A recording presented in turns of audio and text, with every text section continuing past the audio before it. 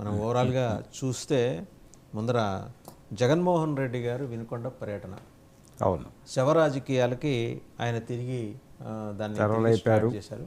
అదొకటి. అలాగే pan India concept అనేది తెలుగు ఇండస్ట్రీకి, తెలుగు సినిమా ఇండస్ట్రీకి శాపంగా మారిందా, లేకపోతే వరాలు ఏమన్నా కురిపిచ్చేస్తుందా? ఓకే. ఇంకా ఒక 5-6 బీఆర్ఎస్ ఎమ్మెల్యేల చేత రాజీనామా చేయించి వాళ్ళని బీజేపీలోకి తీసుకొని మళ్ళీ ఉప ఎన్నికలకు వెళ్దామని బీజేపీ ప్లాన్ చేస్తుందట తెలంగాణలో. ఇంకా lot many issues, other issues. Puri Jagannatha Swami ఆలయంలో 3వ గది నిన్న తెరిచారు, దాని మీద కూడా ఇవన్నీ మాట్లాడదాం. To start with, Jaganmohan Reddy గారు ఆయన ప్రధానమంత్రికి ఇంత బార్ లెటర్ రాశారు, చూశారు కదా. దాంట్లో అసలు ఈ 4 రోజుల్లో జరిగిన హత్యలు ఇంతకుముందు ఎప్పుడు జరగలేట, వాళ్ళ పరిపాలనలో కూడా జరగలేట. వాళ్ళ పరిపాలన పూర్తి పారదర్శకంగా ఉంది. లా అండ్ ఆర్డర్ని ఇక్కడ కాకులెత్తుకు వెళ్ళిపోయినాయి. చాలా డీటెయిల్గా రాశారు. ఆయన వాళ్ళ వినుకొండలో ఒక హత్యకు గురైన వాళ్ళ కార్యకర్త కుటుంబాన్ని పరామర్శించడానికి వస్తుంటే రషీద్, దాని మీద ఏమో కూటమి ఆయన శవరాజకీయాలు మళ్ళీ మొదలెట్టారు. అంటే ఈయన ఓదార్పు యాత్ర చేసినప్పటి నుంచి ఈ విమర్శ ఉందండి. అంటే వైఎస్ రాజశేఖర రెడ్డి మరణంతో తల్లడిల్లినటువంటి గుండెలు, ఆగిపోయినటువంటి గుండెలు, ఇలాంటి లాంగ్వేజ్ వాడుతూ వచ్చారు ఆ టైంలో.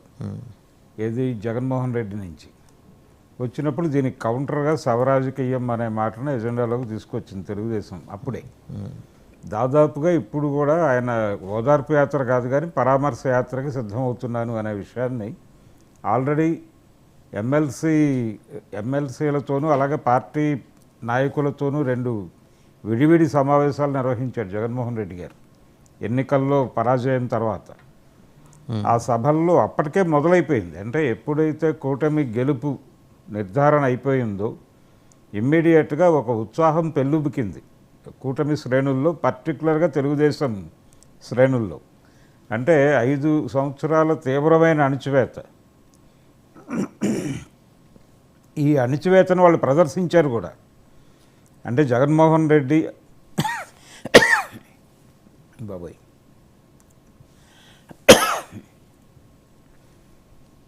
జగన్మోహన్ రెడ్డి పాలనలో దాదాపు తీవ్రమైన అణిచివేతకు గురవుతున్నాం మేము అనేది వాళ్ళు ప్రదర్శిస్తూ వచ్చారు ప్రతి సందర్భంలో. అలాగే ఈ మధ్య ఇంకొక మాట మనం వింటున్నాం. అంటే ఈయన విజయసాయి రెడ్డి ఆరోపణలలో భాగంగా ఆయన ఒక కులాన్ని టార్గెట్ చేస్తూ మాట్లాడారు అనేది ఒక విమర్శ ఉంది. టోటల్గా జగన్మోహన్ రెడ్డి పాలనలో ఆ కులం తీవ్రమైనటువంటి సఫికేషన్కి గురైంది, కమ్మ సామాజిక వర్గం అనేది ఓపెన్గా మాట్లాడుకుంటే. ఇది విపరీతంగా ఎక్స్పోజ్ అయింది, ప్రచారం జరిగింది, కన్సాలిడేషన్ జరిగింది, ఇలా ఒక కార్యక్రమంగా నడిచింది ఇది. కాబట్టి ఇప్పుడు ఈ జగన్మోహన్ రెడ్డి గారు రాసినటువంటి లేఖలో ఇదంతా కలిసి ఈ ఉత్సాహం పెళ్ళుబికిన సందర్భంలో జరిగినటువంటి దాడుల దగ్గర నుంచి మొదలుపెట్టాడు ఆయన. ఏది కూటమి గెలుపు నిర్ధారణ అయిన తర్వాత పెళ్ళుబికినటువంటి ఉత్సాహంలో భాగంగా వాళ్ళు చాలామంది మీద దాడులు చేశారు, ఆస్తుల మీద దాడి చేశారు. ఈ క్రమంలో పేర్ని నాని ఇంటి మీద కూడా దాడి జరిగింది మచిలీపట్నంలో. ఇలా చాలా విషయాలని వాళ్ళు ప్రస్తావించారు. వీటిని రాష్ట్రపతికి అలాగే ప్రధానికి నివేదించాలి అనేటువంటి కార్యక్రమం కూడా ఇంతకుముందే ప్రకటించున్నాడు ఆయన జగన్మోహన్ రెడ్డి గారు. అందులో భాగంగానే ఇప్పుడు ఈ రషీద్ హత్య జరిగిన తర్వాత ఆయన ఇమ్మీడియట్గా చాలా అంటే యుద్ధ ప్రాతిపదికన ఈ కార్యక్రమం చేసి తీరాలి అనేది ఇప్పుడు మొదలైపోయింది. ఆయన లెక్క ప్రకారం 35 హత్యలు జరిగాయని చెప్తున్నాడు ఆయన. విజయవాడలో సివిల్ కోర్ట్స్ దగ్గరే, అంటే కోర్టు కాంపౌండ్లోనే ఒక వైఎస్ఆర్సీపీ కార్యకర్త మీద తెలుగుదేశం పార్టీ కార్యకర్తలు దాడి చేశారు. అయితే కర్నూలు జిల్లాలో రివర్స్లో జరిగింది. వైఎస్ఆర్సీపీ కార్యకర్తలు టీడీపీ కార్యకర్తల మీద దాడులు చేయటం అనేది కర్నూలు జిల్లాలో జరిగింది. అది ఒక ప్రత్యేకమైనటువంటి సందర్భం. మిగిలిన రాష్ట్రంలో చాలా చోట్ల ఈ దాడులు జరిగినాయి. అయితే వీళ్ళు చెప్తోంది ఏంటంటే గతంలో గన్నవరంలో తెలుగుదేశం పార్టీ కార్యాలయం మీద వైసీపీ వాళ్ళు దాడులు చేయటం, అలాగే తెలుగుదేశం పార్టీ కేంద్ర కార్యాలయం మీద వైఎస్ఆర్సీపీ దాడి చేయటం, అలాగే ఈ హత్యాకాండ అప్పుడు జరిగింది అనేది ఒకటి తెలుగుదేశం పార్టీ నుంచి చెప్తున్నారు, కానీ ప్రశ్నకి ప్రశ్న సమాధానం కాదు. అంటే మీ పాలనలో జరిగింది ఏమిటి అనేది ఒక సమాధానంగా చెప్తున్నారు వీళ్ళు. అది కాదు, ఎప్పుడు జరిగినా ఇలా జరగటం సబబా కాదా అనేది దాని మీద డిస్కషన్ జరగాల. అంటే మీరు గెలిస్తే మా కార్యకర్తలను చంపేస్తారు, మేము గెలిస్తే మీ కార్యకర్తలను చంపేస్తాం అనేది అదేదో ఇచ్చిపుచ్చుకునే ధోరణిలో నడుస్తోంది.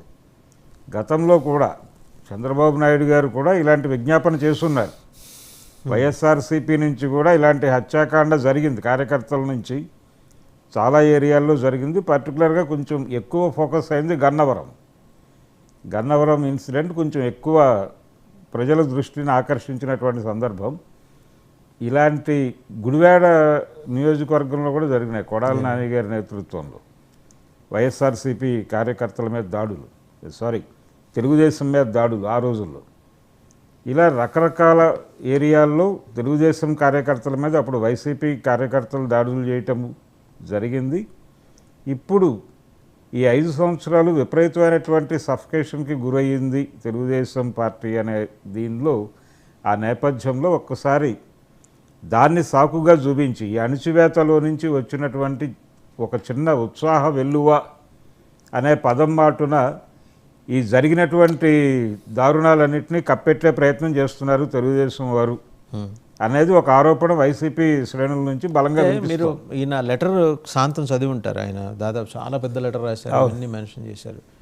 Which is in contrast to the statement given by Vijayasai Reddy గారు. ఆయనేమో ఎన్డీఏ కూటమి మీద విరుసుకుపడిపోతున్నాడు, ఈయనేమో ఎన్డీఏ కూటమికి నేతృత్వం వహిస్తున్న బీజేపీకి చెందిన ప్రధానమంత్రి నరేంద్ర మోడీకి లెటర్ రాశారు ఈయన. అవును, అసలు వీళ్ళిద్దరి మధ్య ఏదో గ్యాప్ స్పష్టంగా కనిపిస్తుందా? గ్యాప్ అని కాదండి, ఇది అంటే ఆయన